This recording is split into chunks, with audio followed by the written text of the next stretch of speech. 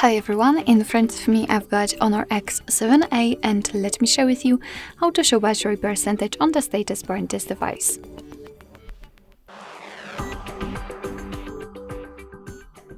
So if for some reason you've got only the battery indicator and you want to have the percentage just like I have, all you have to do is to enter the settings, then scroll down in order to find the battery.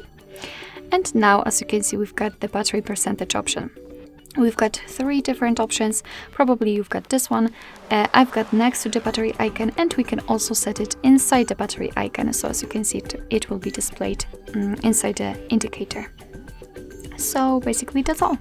This is how to show battery percentage on the status bar in your HONOR X7A. Thank you so much for watching. I hope that this video was helpful, and if it was, please hit the subscribe button and leave the thumbs up.